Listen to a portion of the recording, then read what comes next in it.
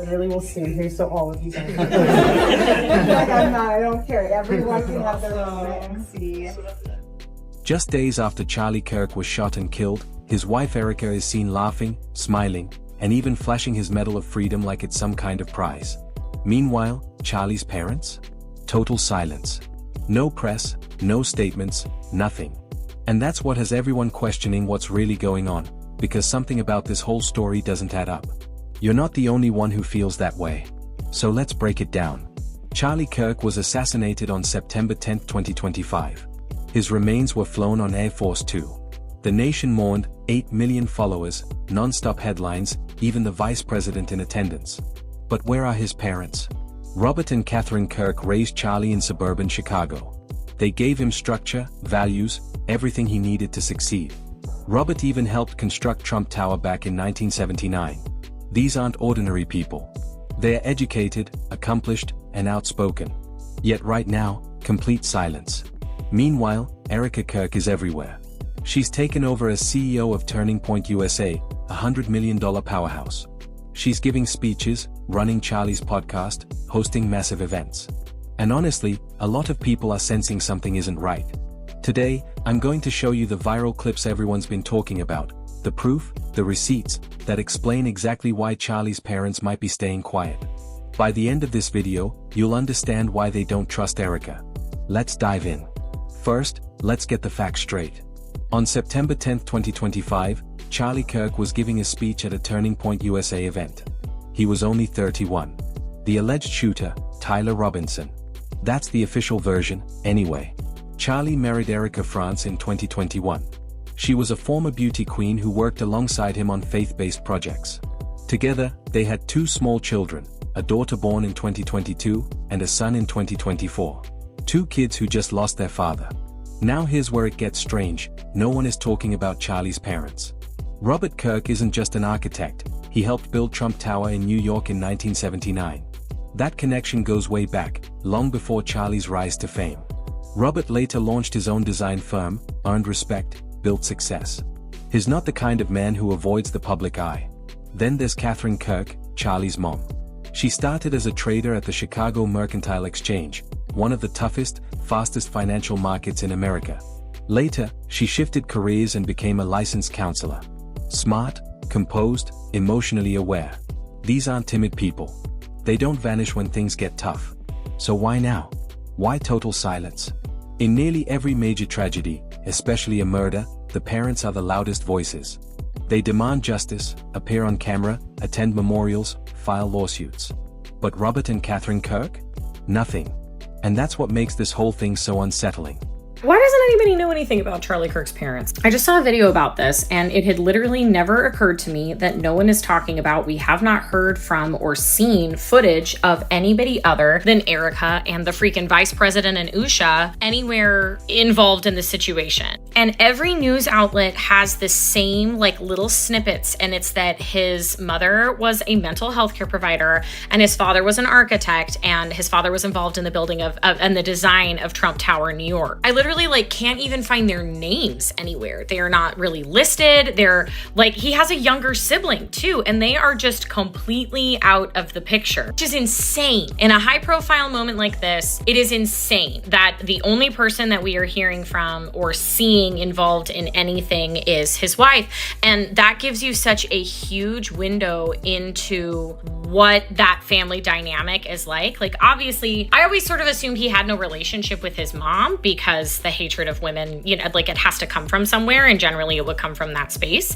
And maybe that's the case, that none of them talk to him, but it's really strange that someone with 8 million followers that had his body transported on Air Force Two just doesn't have a family. Listen carefully to what this person says. Why does nobody seem to know anything about Charlie Kirk's parents? And she's right. Think about it. Charlie had over 8 million followers, his assassination dominated national headlines, yet we know almost nothing about the 2 people who raised him. She goes on, we haven't seen or heard from anyone except Erika and the vice president. Exactly. Only Erika. Only politicians. Not the parents. Here's where it gets wild. She points out that every single news outlet repeats the exact same 3 facts. His mother was a mental health professional, his father was an architect, and he helped build Trump Tower in New York. That's it. Copy-pasted everywhere. Nothing new, nothing deeper. Then she says something that honestly gave me chills. I literally can't even find their names anywhere. She's right, I searched too. It's like they've been wiped from existence. Completely gone. And she's absolutely right to call it insane.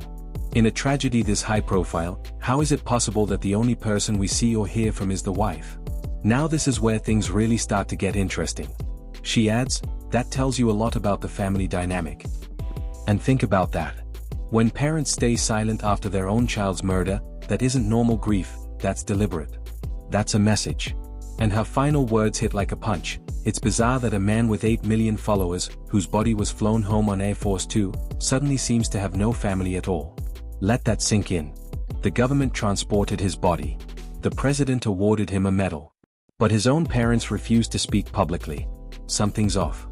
Know who this is? Any guesses? This is the man who was the architect and the project manager behind the construction of Trump Tower in New York City in 1979. His name is Robert Willard Kirk, a very successful architect in his day. And he also just happens to be Charlie Kirk's father. Yes, so not only did Charlie Kirk's father help design and build a true eyesore in New York City, but he also helped create Charlie Kirk, who has not only just been an eyesore, but just agonizing to exist with as well. This really just must have been some kind of an omen, because some of the earliest protests and movements against Donald Trump began in the late 70s, early 80s, as New Yorkers were not happy about Trump Tower becoming part of their block. Like the fact that Charlie Kirk's father was being protested along with Trump for building Trump Tower, and now in present day, Charlie Kirk is also being protested, still with Donald Trump. Of course, Charlie Kirk has always adored Trump. He helped make their family even wealthier than they already were before Charlie even came into the world. Just a little interesting tidbit of information that I thought you should know, but I'm sure some of you already felt that anyway, because at this point I feel we are able to sniff out Nepo babies with ease. Here's what most people completely overlook. Robert Kirk wasn't just another Trump supporter, he literally helped build Trump's empire from the ground up. Trump Tower was completed in 1984, and Robert Kirk served as the project's lead architect. The video highlights how Charlie Kirk always idolized Trump, but the truth is, Trump had already made the Kirk family rich long before Charlie was even born. Their connection goes back over 4 decades. The Kirks aren't outsiders. They're part of the inner circle, people who understand exactly how this game is played. That's why their silence hits so differently. These aren't clueless parents. They're smart, experienced, and well aware of how the world of politics and power truly operates. And yet, they're saying absolutely nothing. Now, let me show you the exact moment that stopped millions in their tracks, the clip that sparked every single conspiracy theory you've heard since. Our turning point in a big family, but I want you guys all to see the Medal of Freedom and be able to look at it in the back of it. You guys are all part of the legacy. Really pretty, and then on the back, that's the first and last time they'll put a cross on it.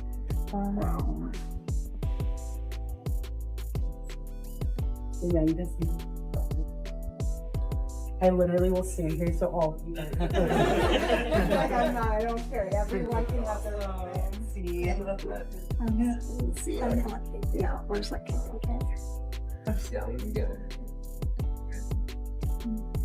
Wow. Thank you. No. This is Erika Kirk, just days after her husband was assassinated, showing off his Medal of Freedom to the Turning Point USA staff. I want you guys all to see the Medal of Freedom and be able to look at it in the back of it. You guys are all part of the legacy. Now, watch her energy.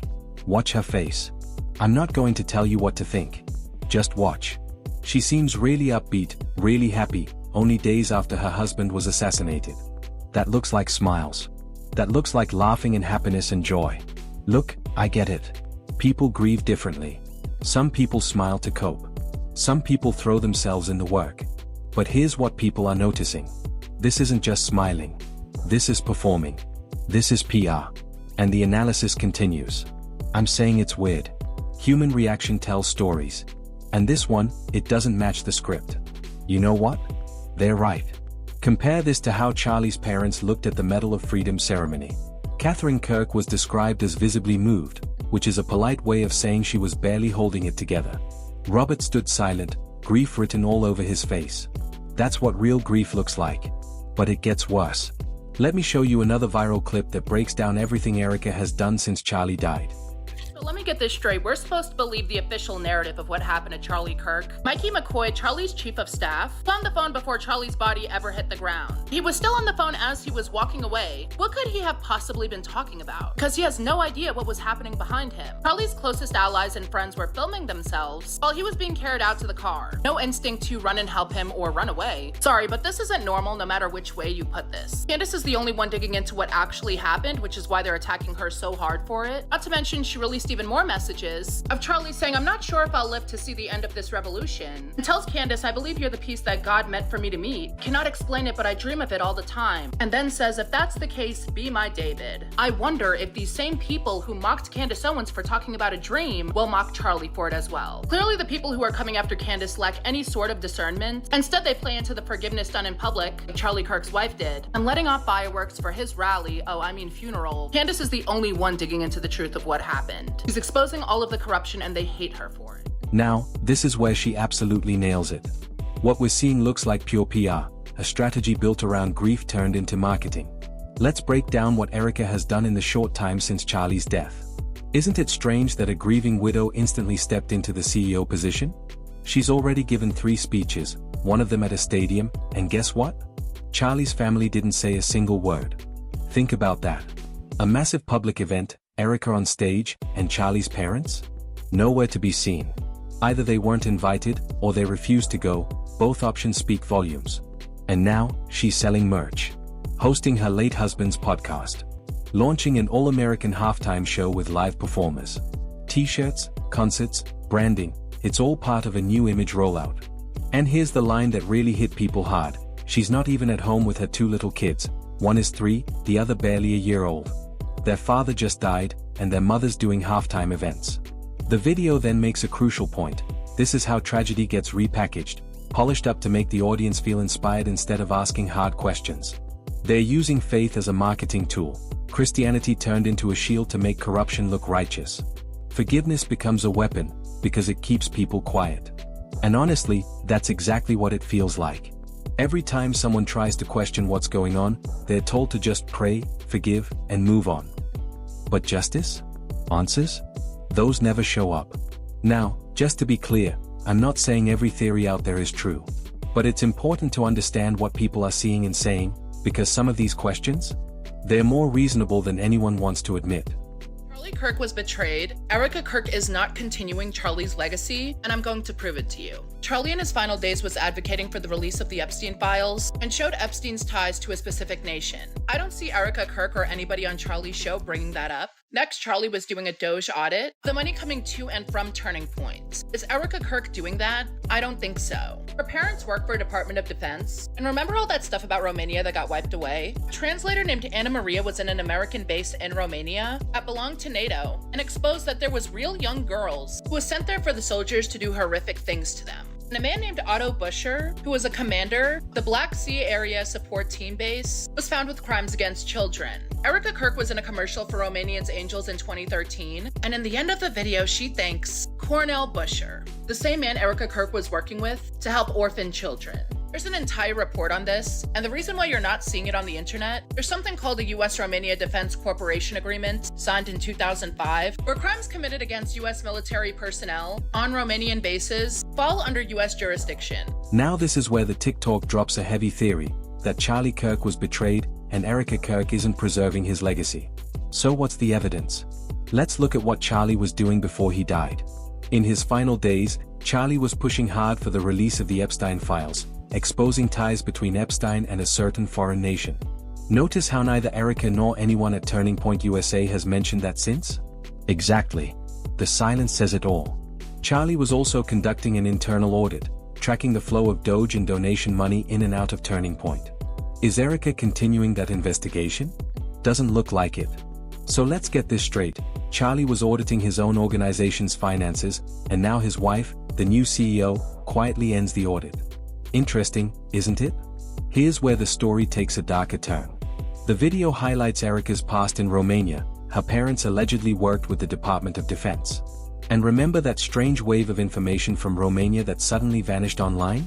The theory links that to US military bases, crimes involving children, and people Erika was connected with. I'm not repeating the unverified claims, but the key takeaway is clear. Information about Erika's past has become almost impossible to find. The TikTok ends with this chilling line, "Everything is being erased. Charlie got too close to the truth, and people who chase the truth never survive." Now, I can't confirm those claims.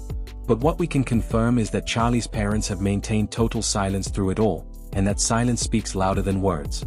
Let's move to what's happened since.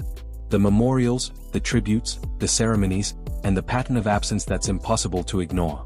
At the main memorial service, you'd expect the parents to speak, to share memories, to honor their son, to demand justice. But they didn't. Erika spoke. Politicians spoke. Friends spoke. Robert and Catherine Kirk? Not a word. Then came the White House Medal of Freedom ceremony. Charlie was honored posthumously by President Trump. Erika accepted the medal. Reports say Charlie's parents stood quietly in the back, present, but detached. They weren't participants in their son's legacy. They were witnesses to it. That body language said everything. They were there out of duty, not devotion. So let's step back and connect the dots. Robert and Catherine Kirk aren't ordinary people. Robert is a respected architect who helped design Trump Tower in New York. Catherine succeeded in the high-pressure world of Chicago finance before becoming a counselor. These are capable, articulate people, not the type to hide if they wanted to speak. So why aren't they? 3 possibilities. First, they're private people who avoid attention. But that falls apart. This isn't about publicity, it's about their murdered son. Most parents would be demanding justice no matter what. Second, they're grieving and not ready for the spotlight. Maybe, but it's been weeks, no statement, no interview, not even a letter.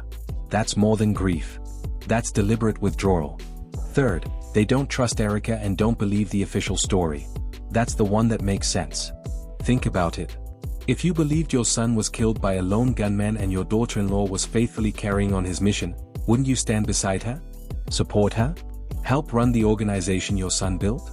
The only reason to completely distance yourself is if you don't trust her, if you suspect there's more to the story.